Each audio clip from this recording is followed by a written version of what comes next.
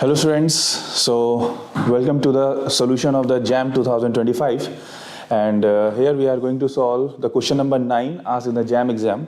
It's a very straightforward question. I hope all the students have solved this. The question is, for a non-relativistic free particle, the ratio of the phase velocity to the group velocity. See, non-relativistic free particle, non-relativistic free particle. We are taking non-relativistic electron case, okay? So what is the dispersion relation? We know this is equal to E is equal to P square by 2m, okay? Free particle means there is no potential, under no any potential. So P is equal to H cut square K square by 2m. And how can we write the energy in terms of the omega? Because we need to find the phase velocity and the group velocity, right? So this E you can write as H cut omega, and this will be equal to H cut square K square by 2m.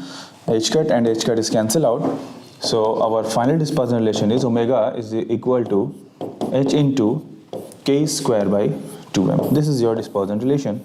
And now let's find out the phase velocity and group velocity one by one. So we all know the group velocity is the derivative of the frequency with respect to the k, that is d omega by dk. So when you will differentiate this dispersion relation, what you will get? You will get H cut k by m, right? K square को differentiate कर दिया.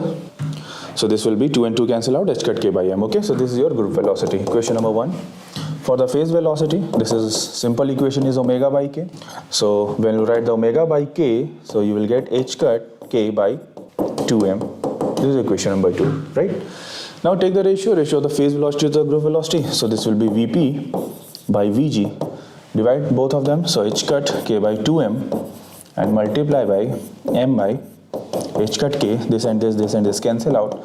So the answer is 1 by 2. Option B is correct, student, right? Option B is correct. It's a very straightforward question. Okay, so thank you so much.